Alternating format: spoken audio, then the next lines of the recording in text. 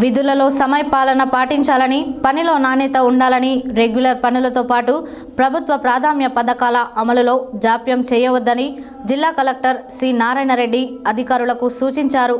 సోమవారం జిల్లా కలెక్టర్ కార్యాలయంలో జరిగిన ప్రజావాణి కార్యక్రమంలో భాగంగా జిల్లా కలెక్టర్ ప్రజల వద్ద నుండి ఫిర్యాదులను స్వీకరించారు.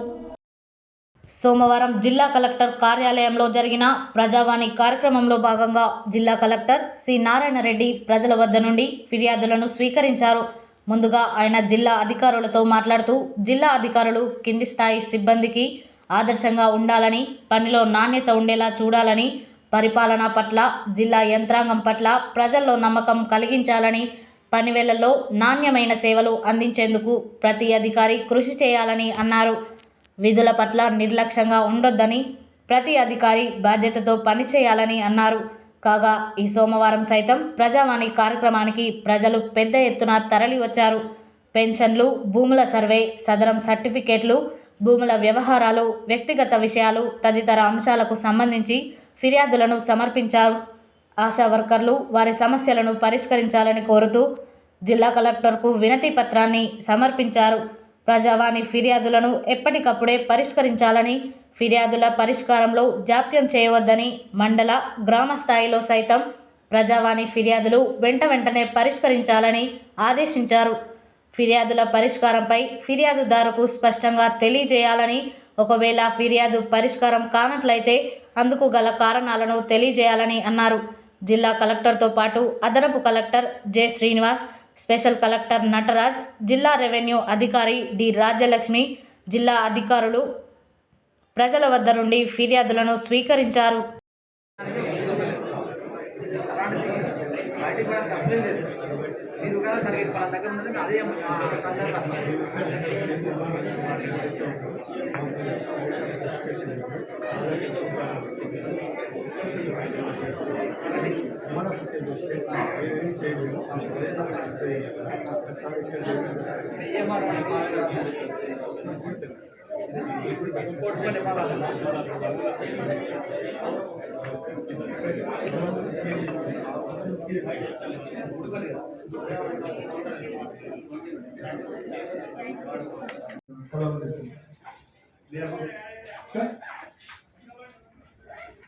ఫారెస్ట్ డిపార్ట్మెంట్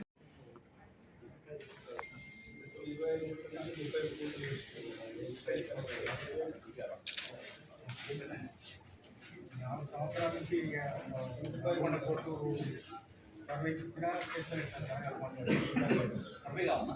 అవును సార్. తర్వాత లోకాయుక్తకు ఆర్డర్ ఇచ్చిన రాంగ్ రిపోర్ట్ 2 సార్లు హైకోర్టు ఆర్డర్ వచ్చింది సార్. 2 సార్లు ఇచ్చినా కూడా రాంగ్ రిపోర్ట్ ఇస్తుంది.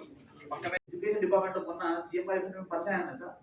అంతకుముందు ఏం లేదంటే వెల్ఫేర్ డిపార్ట్మెంట్ రెసిడెన్షియల్ స్కూల్లో ఒక స్టూడెంట్ 1,05,000, 1,30,000 దాకా ఖర్చు పెడుతున్నాం అనేది వినేది. అయితే ఎడ్యుకేషన్ డిపార్ట్మెంట్ లో మొన్న క్యాల్కులేషన్ తీస్తే పర్ స్టూడెంట్ కు పర్ మంత్ 70,000 ఖర్చు పెడుతున్నాం.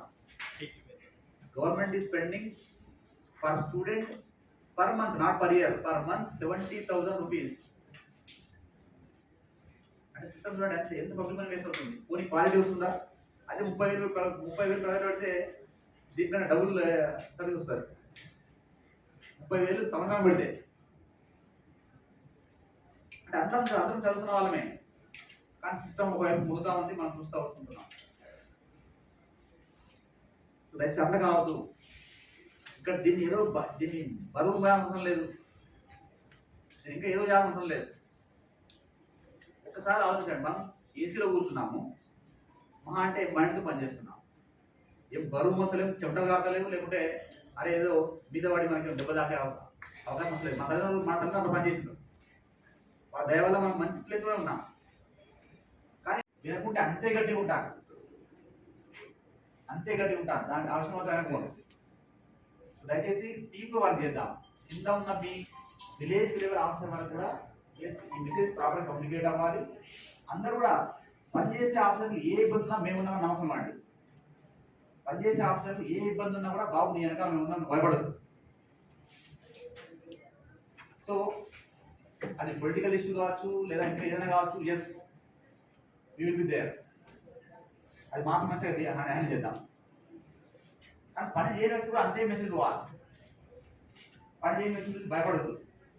నేనేమనంటే బయట పోయి చేస్తాడు, ఏం చేస్తాడు మహా అంటే ఏం చేస్తాడు? తప్పు చేస్తే ఆయన చూసి మనం భయపడాలా? సో కొద్దిగా లేకుంటే కఠినంగా ఉండండి.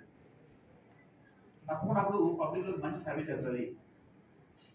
I hope system